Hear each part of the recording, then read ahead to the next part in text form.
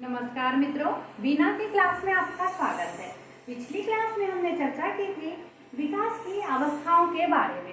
आज हम देखेंगे विकास के कुछ सिद्धांत।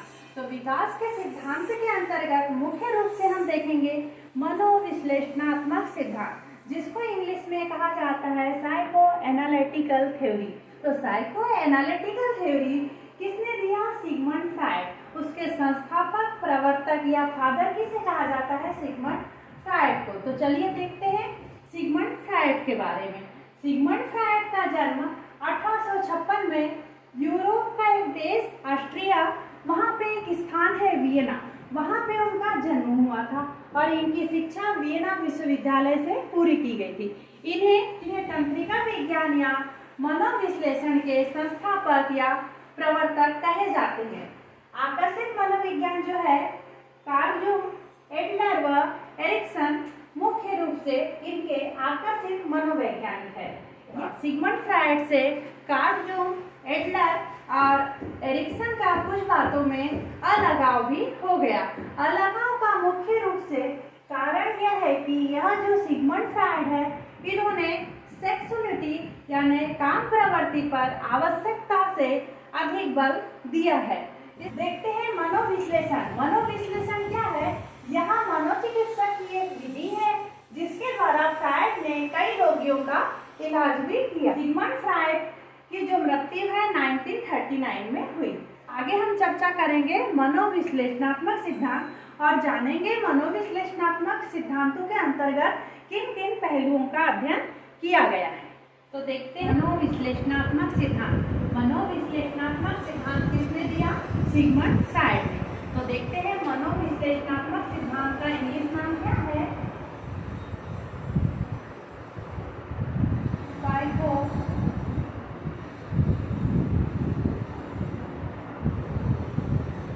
साइको एनालिटिकल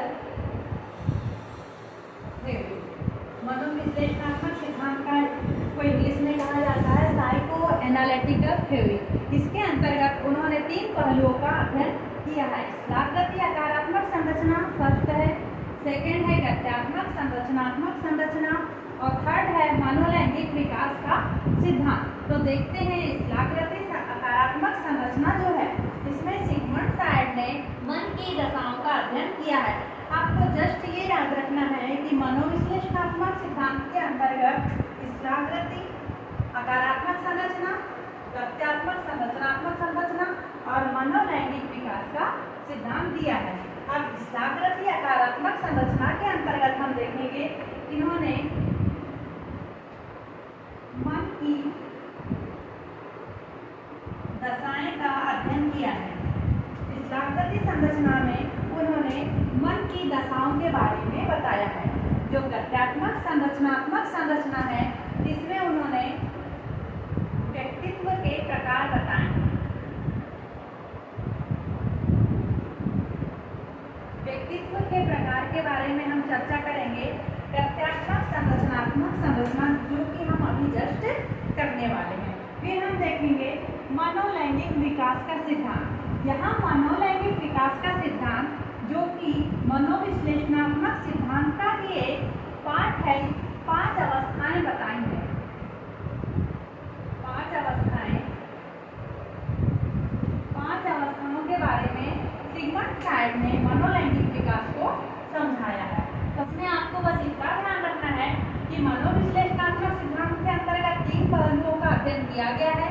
स्थलाकृति संरचना, गत्यात्मक संरचना और मनोलैंगिक विकास का सिद्धांत। तो स्थलाकृति के अंतर्गत हमने मन की दशाएं, गत्यात्मक संरचना के अंतर्गत व्यक्तित्व के प्रकार बताए हैं और जो मनोलैंगिक विकास का सिद्धांत है उसमें विकास की 5 अवस्थाओं का वर्णन किया गया है। आगे हम इसको डिटेल में देखेंगे। स्थलाकृति या आकारात्मक संरचना में जो मन की दशाओं के बारे में बताया गया है। स्थलाकृति संरचना। स्थलाकृति संरचना के अंतर्गत मन की दशाओं को 3 भागों में विभाजित किया गया है। पहला होता है चेतन मन, जिसको बोलते हैं कॉन्शियस माइंड, अर्धचेतन मन, प्री कॉन्शियस माइंड या सेमी कॉन्शियस माइंड, और थर्ड है अचेतन मन, जिसको बोलते हैं अनकॉन्शियस माइंड। तो मन की दशाएं, मन की दशाओं को सिगमंड फ्रायड ने एक बर्फीली के समान बताया है। बर्फीली चट्टान, ये हमारा यहाँ पे जल है, यहाँ पे एक बर्फ का टुकड़ा तैरता हुआ आपको दिखाई दे रहा है। ये बीच का पोर्शन है, बर्फ का टुकड़ा जो कि नीचे के पोर्शन में जा रहा है। ये आपका बर्फ का टुकड़ा जो कि जल में डूबा हुआ है, बर्फ का टुकड़ा है। और सिगमंड फ्रायड ने मन की दशा को बर्फ की चट्टान से तुलना की है। मन की तुलना बर्फ के चट्टान से की है किसने? Sigmund Freud. तो उन्होंने कहा है कि ये जो ऊपरी हिस्सा दिख रहा है आपको, ये जो ऊपर का हिस्सा दिख रहा है, छोटा सा नाजुक सा प्यारा सा जो हिस्सा दिख रहा है, वो हमारा है चेतन मन। ये कौन सा? चेतन मन। और यह जो पानी में हिस्सा डूबा हुआ है, जो ज्यादा मात्रा में है, संग्रहण स्टोर जो जल में ज्यादा मात्रा में है, वो हमारा है अचेतन मन। अचेतन मन। और ये जो दोनों के बीच का हिस्सा है, ये हमारा अर्धचेतन मन। तो छोटा सा नन्हा सा प्यारा सा जो हमारा माइंड है, जो जागृत अवस्था में होता है, जो मैं बोल रही हूँ और आप सुन रहे हैं, वो हमारा है चेतन मन। जो हम दमित इच्छाएं, जो अप्राप्त इच्छाएं या अनैतिक बातें, असामाजिक बातें, जो हमारी इच्छाएं पूर्ति नहीं होती, उसको हम भेज देते हैं अचेतन मन में।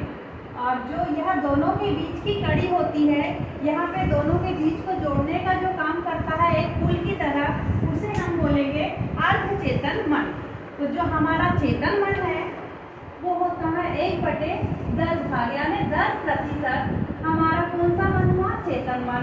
अचेतन मन का जो प्रतिशत है वह है 9/10 भाग, यानी 90% जो है वो हमारा है अचेतन मन। और दोनों के बीच को जो जोड़ने की कड़ी होती है वो होता है हमारा अर्धचेतन मन। चेतन मन जो हमारी जागृत अवस्था में होती है, जो हम सोच रहे हैं, बात कर रहे हैं, सुन रहे हैं, वो हमारा है चेतन मन। जो हमें बातें परेशान करती है, कटु अनुभूतियाँ, दुखद बातें और अप्राप्त इच्छाएं जो है, हमारी अनैतिक इच्छाएं जो है, हम उसको भेज देते हैं अचेतन मन में, जो कि अचेतन मन में दमित रहती है। और यह एक कंप्यूटर में जिस प्रकार से मेमोरी होती है, तो यह अचेतन मन मेमोरी का काम करता है, अनकॉन्शियस माइंड। और यह होता है 9/10 भाग, यानी 90% संग्रहण क्षमता किसमें होती है? अचेतन मन में। बर्फ की भांति उन्होंने बताया है, इसलिए चेतन मन को हमेशा कूल और ठंडा रखना चाहिए, बर्फ की भांति ठंडा रखना चाहिए, ताकि जो भी आप कर रहे हैं प्रेजेंट में, उसका आपको रिजल्ट अच्छा मिले। इसको एक एग्जाम्पल के द्वारा समझाया जा सकता है। चेतन मन जो कि अभी प्रेजेंट में चल रहा है, वह चेतन मन एक जागृत अवस्था होती है।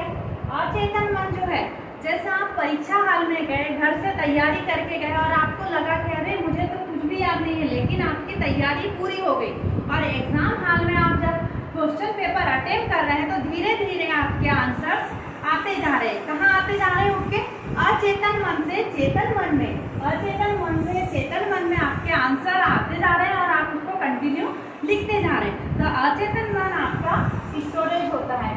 अर्धचेतन मन, अर्धचेतन मन जैसे अचानक कुछ बातें भूल जाना, घर में कहीं चाबी रख दी और याद नहीं आ रहा है, लेकिन कुछ समय बाद आपको याद आ गया कि अच्छा घर की चाबी या गाड़ी की चाबी वहाँ पे रखी हुई है, तो उसको बोलेंगे हम अर्धचेतन मन। अर्धचेतन मन में याद की गई बातों को भूल जाना, हकलाना या बातें कहते कहते रुक जाना, उसको बोलते हैं अर्धचेतन मन। जैसे आपने एग्जाम हाल में क्वेश्चन आपका आंसर आपको याद नहीं आ रहा, लेकिन जैसे ही आप एग्जाम हाल से बाहर निकलते हैं, तो आपको तुरंत ही उसका आंसर अचानक से याद आता है कि अरे मुझे तो यह आंसर याद था, तो उसको हम बोलेंगे अर्धचेतन मन। अर्धचेतन मन चेतन मन और अचेतन मन के बीच की कड़ी होती है, जो दोनों को जोड़े रखता है। दमित इच्छाएं जो कि हमारी वास्तविकता में पूरी नहीं होती, वह इच्छाएं कहाँ पे होती है? अचेतन मन। और यह संग्रहण स्टोर होता है, जो कि 90% काम करता है। इसलिए प्रेजेंट में अपने दिमाग को ठंडा रखें, कूल रखें और अनावश्यक बातों को ना सोचें। और जो बातें हमें चिंतित करती है या किसी से लड़ाई झगड़ा हो गया है, हम उसको दूर करना चाहते हैं, तो वह हमारी बातें अचेतन मन में हम उसको भेज देते हैं ताकि वह अचेतन मन में दमित रह सके। मनोविश्लेषणात्मक सिद्धांत के अंतर्गत देखे स्माकृति संरचना, जिसमें हमने देखे चेतन मन, अर्धचेतन मन, अचेतन मन और अचेतन मन। जो अर्धचेतन मन है इसको अचेतन मन भी कहा जाता है। तो याद रखना है चेतन मन 10% है, अर्धचेतन मन दोनों के बीच को जोड़ने का काम करता है और अचेतन मन जो है वह 90% काम करता है। तो हम आगे आप देखेंगे गत्यात्मक या संरचनात्मक संरचना किसे कहते हैं।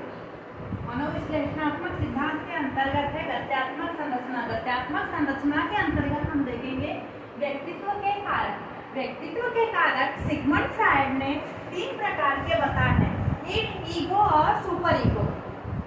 इदम, अहम और परमहम। इड क्या होता है?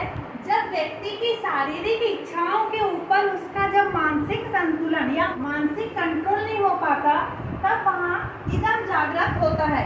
जब व्यक्ति अपराध की प्रवृत्ति की ओर अग्रसर होने लगता है, यह बहुत ही सुखवादी सिद्धांत, इसका दूसरा नाम है सुखवादी सिद्धांत में ये कहा जा सकता है कि व्यक्ति को जो चीज चाहिए, शारीरिक हो या मानसिक, जो चीज चाहिए वह तुरंत चाहिए। जैसे चोरी करना, डकैती करना, रेप करना या कुछ गलत काम करना।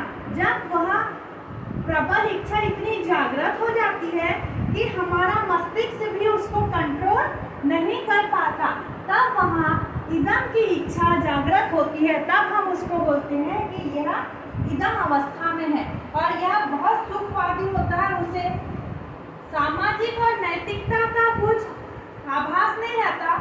उसे ऐसा लगता है कि उसकी जो शारीरिक इच्छा है, जो शारीरिक प्रबल इच्छा है, वह तुरंत ही वो पूरी होना चाहिए। इसलिए इदम को सुखवादी सिद्धांत भी कहा है, जो कि जन्मजात या बचपना अवस्था में जागृत होती है। आपराधिक प्रवृत्ति, यहाँ पे बालक आपराधिक प्रवृत्ति की ओर अग्रसर होता है, अनैतिक असामाजिक कार्य करता है और इसकी प्रवृत्ति कैसी होती है? राक्षसीय प्रवृत्ति का इसे बताया है। राक्षसीय प्रवृत्ति का इसलिए इन्हें बताया है कि जो इच्छाएं जागृत होती है वह चाहे गलत भी हो लेकिन उन्हें तुरंत प्राप्त करना होता है। इसलिए वह राक्षस की तरह उस पर हावी होकर वह अपने सुख को प्राप्त करता है, इसलिए उसे इदम कहा गया है। सेकंड हम देखेंगे व्यक्तित्व के कारक के अंतर्गत ईगो। ईगो को बोला जाता है अहम। अहम ये जो है इड और सुपर ईगो के बीच संतुलन का काम करता है। कौन? ईगो, जिसे बोला जाता है वास्तविक अवस्था, जिसे सही और गलत का आभास होता है, नैतिक और अनैतिक के बीच में अंतर को स्पष्ट रूप से समझ पाता है, वास्तविकता में जीता है, न कि कल्पना जगत में जीता है। जो व्यक्ति हम अभी बोल रहे हैं, चल रहे हैं, अच्छी विचारधाराएं जो प्रकट हो रही है, नैतिक चीजें, मूल्यों की संरचना जो हो रही है, वह होता है ईगो। ईगो क्या होता है? यह युवा अवस्था में जागृत होता है। यह युवा अवस्था में जब व्यक्ति बड़ा होने लगता है, किशोरावस्था प्रवेश करता है, तो वहाँ अहम की भावना उत्पन्न होती है और उसे सही गलत में अंतर समझ आने लगता है। इसमें सामाजिक व मानवता का गुण भी पाया जाता है और इसकी जो प्रवृत्ति है वह मानवीय प्रवृत्ति होती है, जिसमें सही और गलत, नैतिक और अनैतिक, सामाजिक असामाजिक में अंतर करना बालक सीख जाता है। उसे बोलेंगे हम ईगो। फिर देखते हैं सुपर ईगो। सुपर ईगो क्या होता है? इसमें आदर्शवादी और नैतिकता की बातें की जाती है। इसमें सुपर ईगो में इसको बोला जाता है परअहम। यह वृद्धावस्था में जागृत होता है। वृद्धावस्था में कैसे जागृत होता है? जैसे पाप पुण्य की बात व्यक्ति करता है, सही गलत की बात करता है कि अच्छा ये काम करने से हमें पुण्य मिलेगा, ये काम करने से हमें पाप की प्राप्ति होगी या पाप मिलेगा, पाप के भागीदार बन जाएंगे। इसलिए उसमें वृद्धावस्था में सुपर ईगो की भावना प्रबल इच्छा में जागृत होती है। इसमें त्याग बलिदान की भावना होती है। यदि देवत्व का प्रतीक होता है, किसी को माफ कर देना, बड़ा दिल रखना, यह त्याग या बलिदान की अवस्था में भी आता है। इसको हम जैसे एक बालक जा रहा है रास्ते से और उसको अचानक कोई फल की दुकानें दिखाई दी और उसको भूख लगी है, तो बालक के मन में आता है कि यार जेब में तो पैसे नहीं है, बालक के जेब में पैसे नहीं है, लेकिन उसको लग रहा है भूख तो लगी है, तो उसके मन में इच्छा जागृत होती है कि हमें भुट्टे खरीद लेना चाहिए या फिर एप्पल खरीद लेना चाहिए, लेकिन पैसे नहीं है, तो उसके मन में आता है कि चोरी करके खा लूं। अब वो जो चोरी करने का विचार है वो किस अवस्था में आएगा कि क्या उसकी शारीरिक इच्छा तो है लेकिन उसकी आर्थिक स्थिति नहीं है, पर वह उसके मन में ऐसे ख्याल उत्पन्न हो रहे हैं, तो वह आ जाएगा ईद में। लेकिन कुछ ही क्षण बाद उसके मन में ये विचार आता है कि नहीं नहीं, मैं चोरी नहीं करूंगा, यदि यह दुकान वाले ने मुझे देख लिया तो, मुझे पुलिस ने पकड़ के ले गई तो वह जो ख्याल है उसके बाद चोरी करने के जो ख्याल आता है उसके बाद जो ये ख्याल आया उसके मन में कि नहीं दुकान वाला देख ले या मुझे कुछ लोग मारने लगे चोरी करने के डर से, तो ये जो ख्याल आया वह जो बालक वहीं सहन गया, तो उसको बोलेंगे हम अहम, जो कि वास्तविकता जगत में जीता है, युवा अवस्था में उसको सही और गलत की पहचान होती है।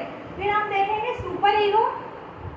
अब उसने चोरी तो नहीं किया क्योंकि वो मन में ख्याल आया, उसके बाद कुछ क्षण ही बाद उसके मस्तिष्क में यह विचार चला कि नहीं नहीं, ये चोरी करना पाप है, मैं यहाँ नहीं करूँगा, यह अनैतिकता है, मूल्यों का ह्रास है। तो वह जो विचार उत्पन्न हुआ उसको हम बोलेंगे सुपर ईगो। तो हम इसको ऐसा बोल सकते हैं, इस प्रकार समझ सकते हैं कि जो ईद है, जो शारीरिक जो हमारी इच्छाएं हैं उस पर मानसिक कंट्रोल नहीं होता, उसको हम बोलते हैं ईद। ईद को हम बोल सकते हैं अचेतन मन, अचेतन मन। और ये जो ईद है यह कंप्यूटर की मेमोरी की तरह है, 90% मात्रा में हमारा माइंड यानी ईद काम करता है। जैसा कि अचेतन मन संग्रहण क्षमता का काम करता है, उसी प्रकार हम इसको ईद बोल सकते हैं। चेतन मन हमारा कौन सा हो जाएगा? चेतन मन। चेतन मन हो गया ईगो। ईगो जो है वास्तविकता में जीता है, उसको हम बोलते हैं चेतन मन। हम जो बोल रहे हैं, सुन रहे हैं, गलत और सही में अंतर समझ में आ रहा है, नैतिक और अनैतिक बातें हम समझ सकते हैं, उसको बोलेंगे चेतन मन या ईगो। सुपर ईगो यानी हम बोल सकते हैं उसको, हम बोल सकते हैं अर्धचेतन मन। अर्धचेतन मन, अर्धचेतन मन के द्वारा हम इसको समझ सकते हैं कि यह हमारा अर्धचेतन मन है। ठीक, तो यहाँ पे यह पूछता है, इस प्रकार से व्यक्तित्व के कारक में इस प्रकार से क्वेश्चन आता है कि जो मानवीय प्रवृत्ति है वह ईद में है, ईगो में है या सुपर ईगो में है। तो आपको बताना है मानवीय प्रवृत्ति ईगो में होती है, देवत्व प्रतीक अर्धचेतन या सुपर ईगो का होता है, और राक्षसी प्रवृत्ति जो है वह इदम या ईद में पाई जाती है। अगली क्लास में हम चर्चा करेंगे जो मनोलैंगिक विकास के सिद्धांत की अवस्थाएं बताई हैं 5 प्रकार से, किसने बताई है? सिगमंड फ्राइड ने। उसके बारे में हम चर्चा करेंगे। धन्यवाद मित्रों। आपको यह वीडियो पसंद आया तो आप इसे लाइक, शेयर और सब्सक्राइब करें और अपने मित्रों के साथ ज़्यादा से ज़्यादा शेयर करें ताकि आगे आने वाली रीट एग्जाम और टेट एग्जाम, चाहे यूपी की हो, एमपी की हो या सेंट्रल की जॉब हो, उसमें चाइल्ड डेवलपमेंट में से क्वेश्चन से पूछे जाते हैं। तो या आप इसका चाहे तो स्क्रीनशॉट भी ले सकते हैं। धन्यवाद।